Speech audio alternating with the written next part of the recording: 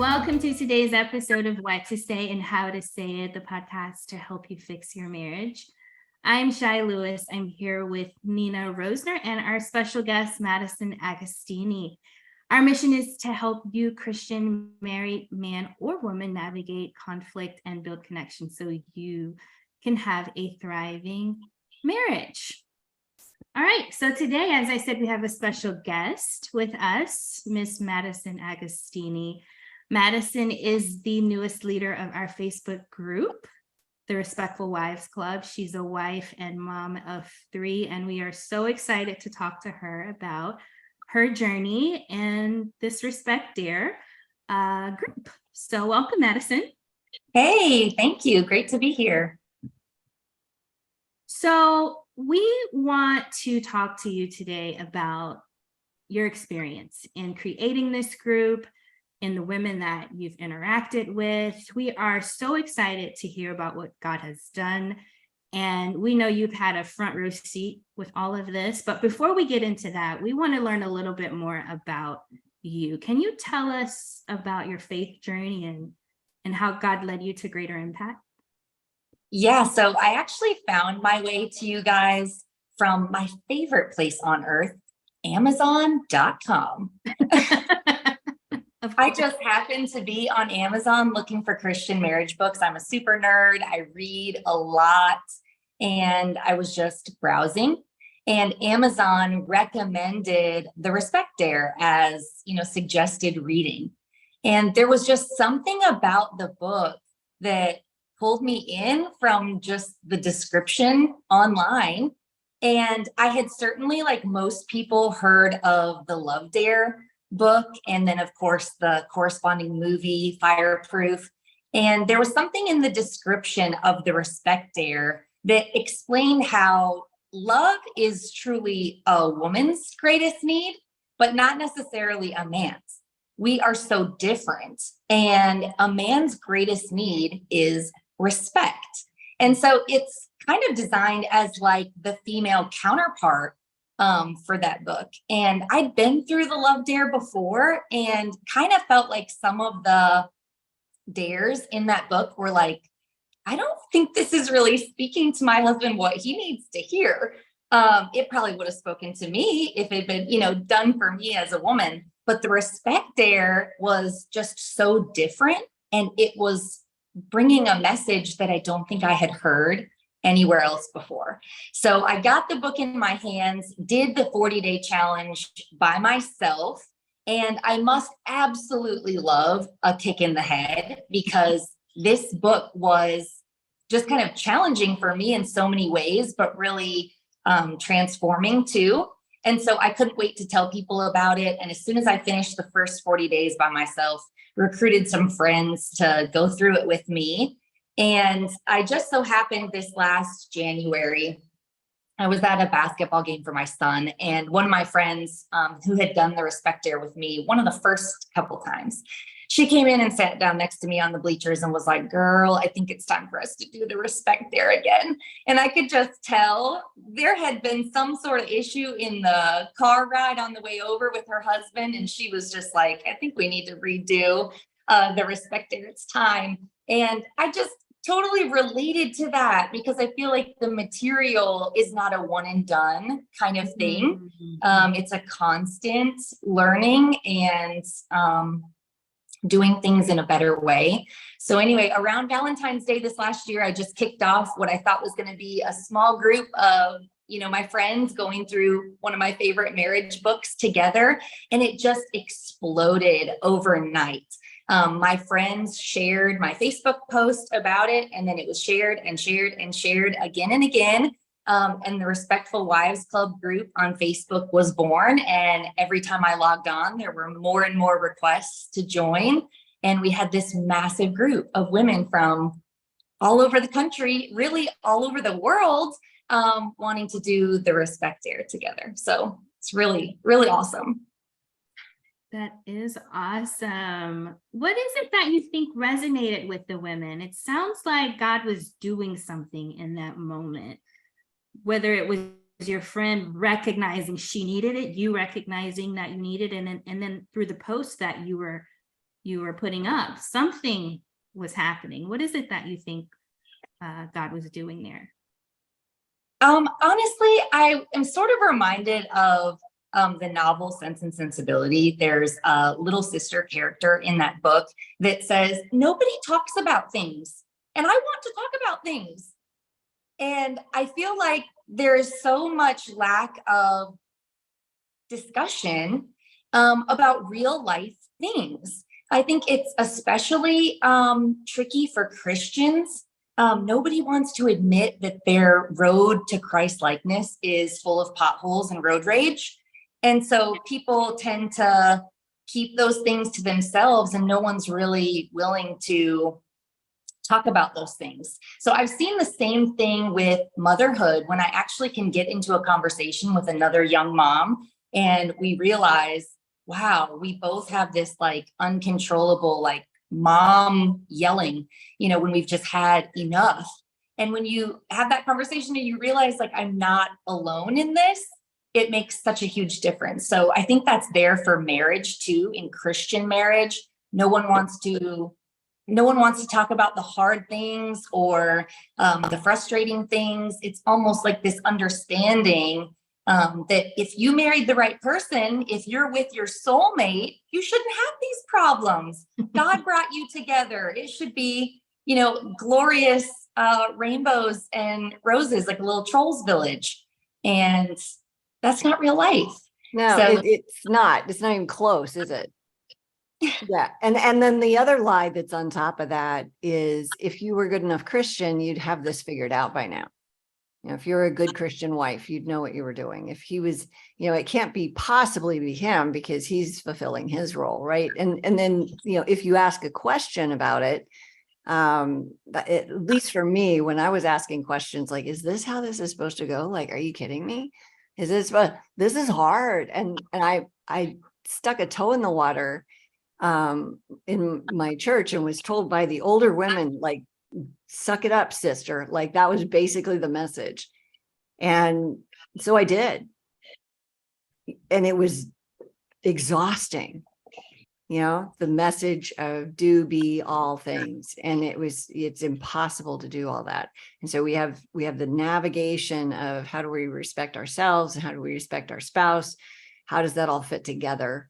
And your group is awesome, by the way. And I just want to formally apologize to everybody that is part of it. And you in particular for the knock upside the head thing. Like, that's not my favorite thing. I just did what God had for me to do. And I needed that too, by the way. So the experience, he drugged me kicking and screaming through a 7-year journey before he had me write this thing. And so I understand and I'm sorry. So there's the official there you go. But you can blame it on Jesus because dying to self is not easy. So there's that too. well, I honestly, you shouldn't, because it's like a much needed thing.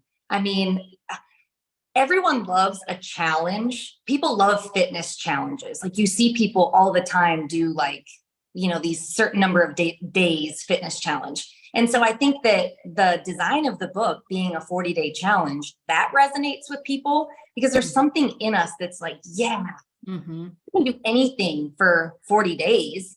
Yeah, let me have at this. And the book is really like a boot camp that if you can survive, like it's going to change you and change your marriage. And one of the things that I ask, there's a couple questions that you have to answer before, you come into the Facebook group. And one of those questions is, are you willing to do what you are always saying that your husband won't do? Change. Love that. And it just really kind of gets to the heart of it that in a marriage are two flawed, sinful human beings. So to stick our heels in and say, well, I'm not the one that needs to work on anything. Where has that gotten you? Nowhere. Yeah. Fast. Yeah. Yeah, we call that insanity. It's doing the same thing over and over and expecting different results. So I think we're all guilty of that. What do you think is the hardest part? Like, I feel like you kind of already answered this with the boot camp response, but like in terms of the change, because change is hard. We talk about change at Greater Impact and how it happens in small increments. I think it's like 4% or something like that at a time. We change as human beings. What would you say in doing the dare and then watching other women do the dare has been the most challenging part of changing in this way? Yeah, when I first started the book, I will say the first 4 dares are kind of like introspective and journaling, and Nina just lulls you right into a sense of like, I can do this. You got 4 days under your belt. And then the big whammy, day number 5, which is my favorite title of all, is called Me and My Big Mouth. And Nina kind of explains in the beginning of the book that the way it's designed is for you to complete the challenges in order, and also complete is the key word there. So if you attempt the challenge and fail, you don't get a pass. It's not a pass, right on to the next one. You failed it. You need to do it again until you get it. And so this dare alone, day 5, was probably the hardest thing for me, and it remains the hardest thing for me because I have a big mouth and I run it. And the dare is, no matter how wrong you think your husband is, don't say anything. And the dare is not an exercise in being a doormat, because that's not beneficial to anyone, but it's an exercise in self-control. Can you hold your tongue? Can you show yourself that you don't have to say every thought in your head, every opinion that you have, because maybe it's not necessary or helpful? So my 40-day respect dare journey is usually like about a 2-month effort, just based on having to repeat this dare over and over. But it's such an eye-opening experience to realize, wow, before this, I just said anything and everything I wanted, kind of with no real perspective on how that's affecting my husband or how he's taking that. I just say what I want when I want. Mm-hmm. Well, and I find that totally relatable. I did the same thing. And I mean, I think it's human nature to just, it's in my head, it can come out my mouth. But a gentle, quiet spirit, right, is of great worth. And I'm sure as I'm saying this, I'm just feeling the eye rolls and the hair on the back of the neck of many, many women as they're listening to this, like, oh, it's another book telling me to shut up. And it's like, no, this is a book about self-control. I mean, our entire Strength and Dignity e-course and membership is all around, here's what you say once you're grown up enough to have mastered your own mouth and your own self, because that, stop being a child in that space. Boy, that sounds harsh, but I'm speaking to myself back then, right? We have to grow up and mature because self-control is a fruit of the spirit. And so once we have mastery in that space, then we can actually have some impact in the way that we communicate, the words that we choose to use, and the influence that we have in the relationship. But if we're just running our mouth all the time and we're saying whatever's in our head, we're not worthy of respect. We're acting like children, because that's what little kids do. And so learning that, and it's not a popular thing to say, especially in this culture now. But the truth is that maturity requires discernment and self-discipline. And then being wise is the execution of that in how you go about navigating the relationship through communication. So all of that lays the groundwork. And boy, it's hard. Let's just acknowledge that. It's normal for it to be hard, especially if nobody's said this to us. And I have a love-hate with being the person that said this, but it's my own journey. And I've noticed that it has totally overhauled my own relationships to be able to speak this way and have that discernment, that respectful interaction with somebody, as opposed to, acting like a 5-year-old. So I'm glad that you brought this up. And it is a difficult thing, but it's a thing everybody has to go through to get to the next level of communicating well. Well, and our society has so much emphasis on what is going to make me happy. Mm-hmm. And that's not really very helpful in marriage, because God didn't design marriage to make us happy. Marriage is probably the epitome of how you learn to be like Christ. And you mentioned the fruits of the Spirit. And when you're going through the respect dare and you're doing the challenges each day, you really are humbled to have to face, wow, I am really not displaying patience, kindness, self-control. And these are things that don't just come to us naturally. What comes to us naturally is selfishness, not selflessness. So having it put right in front of you that, hey, here's some things you need to work on. And it gives you the practical steps, I think. So much of the time, women are like, what do I do? I'm in this situation, and how do I handle this? How do I make things better? Mm-hmm. It's just so practical. Day by day, take one day at a time, do this and see what happens.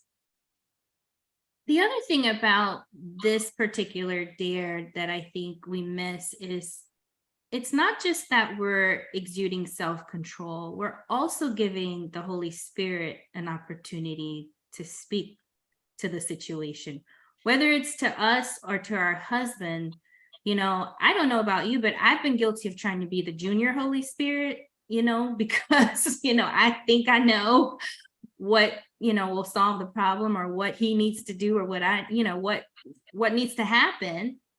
And God may be calling us to do nothing and let him, you know, work through that situation. And so I think listening is so underrated, and it's such a great form of showing respect in many, many situations. So, but very hard to do. One of my other favorite dares in the book is day 34. So almost towards the end. But the first part of the dare is you get to make a list of all the things your husband does that annoy you. Uh-oh. Yay! This is so fun. I get to write this all down. This is great. Then you go on to step 2.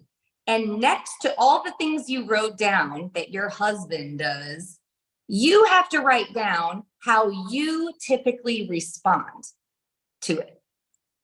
And when you have to write down anger, lashing out, impatience, screaming, wailing, gnashing of teeth, it really becomes apparent that, ooh, I'm not innocent here. Yeah.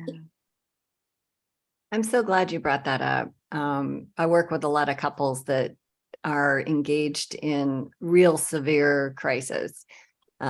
Several have been, you know, jail time, domestic violence, that kind of separations, you know, that kind of stuff. And, you know, everybody pays attention to who did the biggest, worst thing, right? But what is overlooked is, and I think done out of an intention of love, but it's a missed point, is that it takes 2 people to make this mess. It can take one to make it start being better through the use of boundaries, respectful communication. But if we don't have mastery over ourselves, and we don't have the awareness of how we're contributing, then we're blaming another person, which just takes us all the way back to the Garden of Eden. And we're committing the same stupid sin that got us kicked out of there in the first place. So there's this opportunity to look at ourselves, and it is a painful look. Nobody likes to go, oh yeah, I guess I'm doing exactly the same thing, but Jesus told us we were, you know, the whole speck and plank thing. You know, he's like, stop that. And for good reason, because we're all doing it, all of us. You don't have people in a fight, an escalated yelling fight, without both of them participating in that. It's very, very rare that, and that particular stuff is in alignment with something called characterological domestic violence. And it's very rare, and you can't fix that. There's like, and that would be, you're just sitting there, you know, stirring your tea in the kitchen, and he walks in, starts screaming at you and bashes your face in. Like, hardly anybody actually does that. But the way that we talk about our relationship situations is like, they're all to blame. our spouse, male or female, because of this thing that they did. And everybody leaves out the part of, well, and before that, and after he said what he said, I said this, so it's completely based off of misperception and inaccuracy. And so then you get into the giving of advice in that space, and it's usually wrong. And that's why a lot of couples can't get out of these cycles, is because somebody's got to be the bad guy. And that's why couples counseling fails most of the time. 80% of the time, traditional couples counseling fails. And the reason for that is because you're traumatizing men more, and you're not getting to the actual issues, which involves both people. So, to your point, taking a look at ourselves and how are we contributing and bringing in the Holy Spirit. And I mean, he's already there. We just need to get out of his way. Go ahead. One of the things that I remind the ladies of in the Respectful Wives Club is you are a smart and capable woman. You chose your husband. Of all of the men in your realm, your circle, you chose him, and you would not have chosen an idiot. But when you get into life and the pressures of life and motherhood, you can lose your perspective, and you can forget sometimes, or lose that loving feeling, from the beginning of, there were all these amazing things that made you fall in love with this person. Don't lose sight of that. And the majority of us are married to really good men. Yeah. And we don't give the benefit of the doubt. We don't extend grace, and we don't give them room to be men. For some reason, we were really attracted to that. Like, we want the burly, we want the buff. And then we get it, and we're like, oh, but listen to my feelings. You're hurting them. And the guy's like, yeah, I don't understand what you're saying. Yeah, we're so much better off when we go, hey, can you say that again? But like, you love me. Like, start with, hey, I love you, and here's what I want to do. Or, we say what we want versus complaining, because they don't know what to do with that. Girls know what to do with that.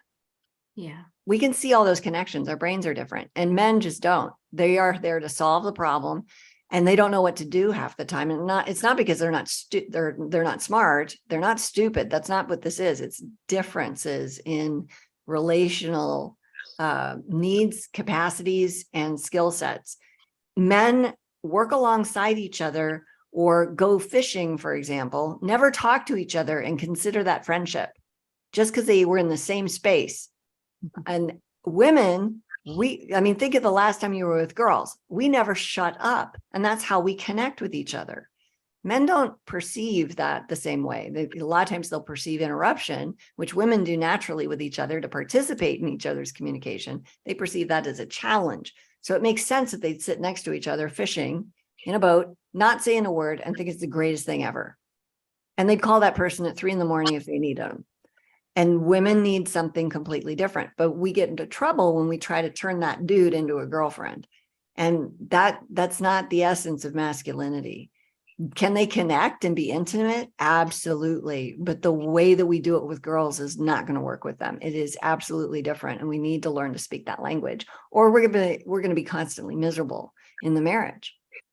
And that's what's great about the Respectful Wives Club. There's only women in there, and it's like-minded women trying to do things the right way.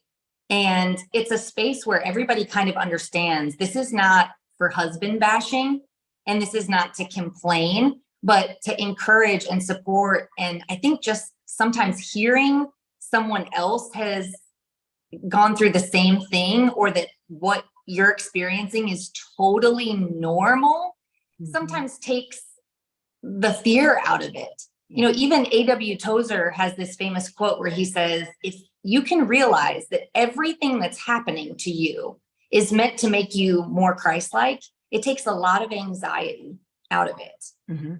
And that's such a real thing, but we don't think about it that way. We just want to focus on, I'm uncomfortable, and I want to not be uncomfortable anymore.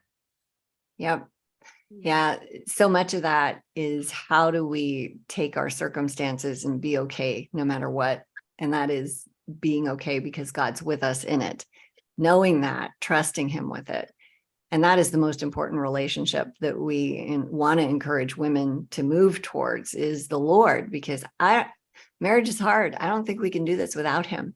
And there's more and more Christian women and men that are giving up on this because it is really hard. And I don't think there's a lot of good answers out there for people. I think it's unpopular to say, we need to die to self. We need to serve. We need to have boundaries. We need to stop people pleasing. You get so many mixed messages from the church cultures about who does what and how you're supposed to be, all the way down to here's the 80 roles that a woman can have in a church. Like, it's mind blowing that people spend time on this stuff. It's like, how about the two of you get with God and figure yourselves out? Like, that would be the best possible solution, I think, to a lot of those things. But women want to feel loved and men want to feel respected. And I think if we can learn to speak those languages through our relationship with the Lord, because he will tell us what is needed and what to do if we'll just listen. And that's really my heart with the book, is can we connect people to the Lord first and foremost, right? And then, here's some communication stuff with yourself and challenges to combat the thing that's in your way, which is, for all of us, it's that selfishness. Well, and there's nothing really that can prepare you for marriage, just like there's nothing that can prepare you for motherhood. And I think you guys probably remember the days of singleness and the days before kids. You're so wise in your singleness and you're so wise in your not a parent. My kid will never behave that way. I will never allow that.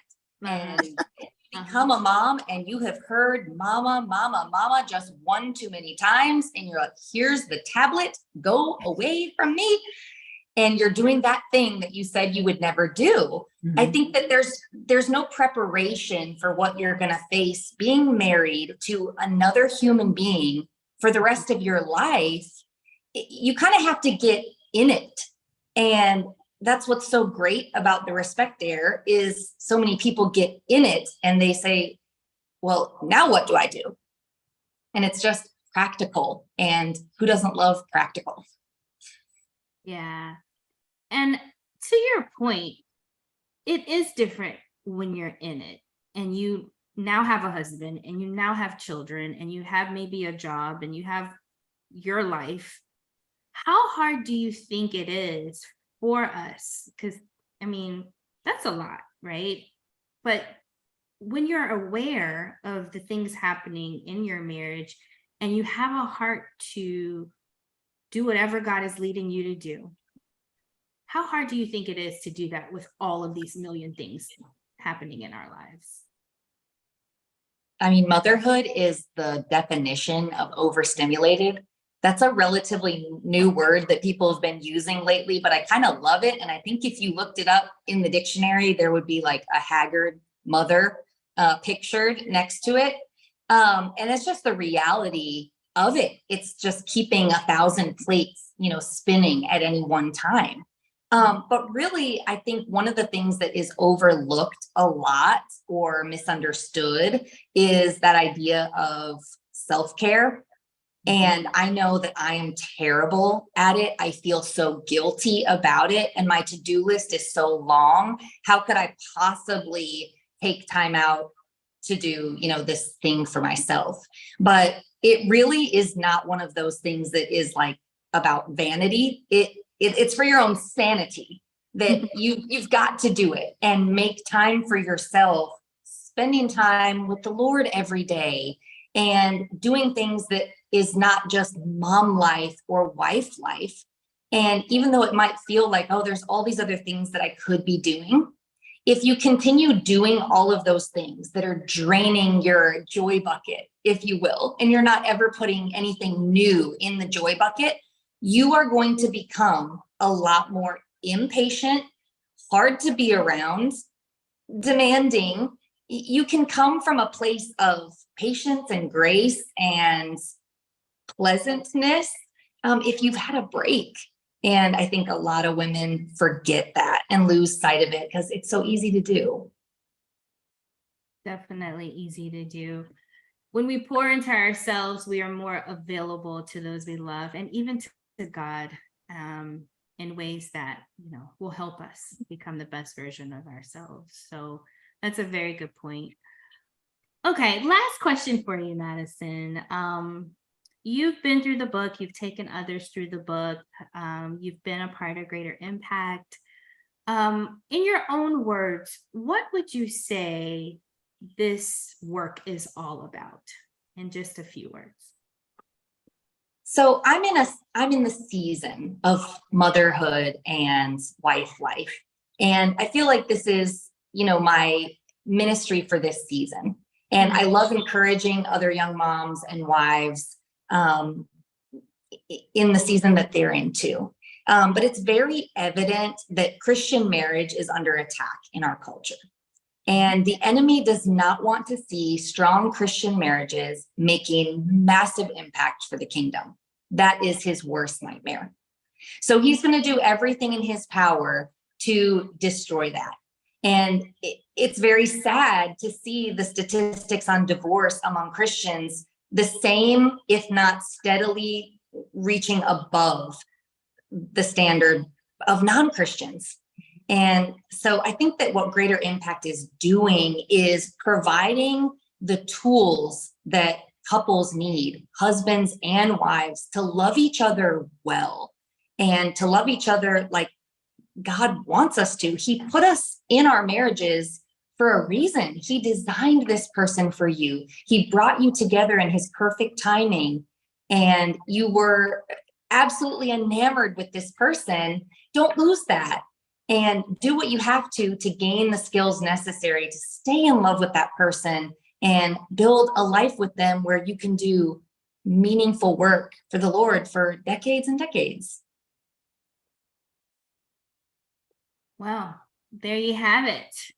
Thank you so much. You summarized that so beautifully. And you're right. There's a war out there for marriage. And if we can just get on the right side of scripture, get our identities in line with Christ, we have a shot, at winning that war. And so thank you so much for sharing your insight, your experience. Thank you for the work that you're doing with the Respectful Wives Club. If you're interested, I'm going to just point our listeners to that club. Yeah, check us out. We're on Facebook. Also, you can find us at greaterimpactwives.org. We have an e-course available for you to sign up if you want more information. We also have a free PDF for you to download called 5 Tools for How to Stop Walking on Eggshells, and more episodes, fun discussions like we had today. So thanks again, Madison, for your time, and we will see you next time.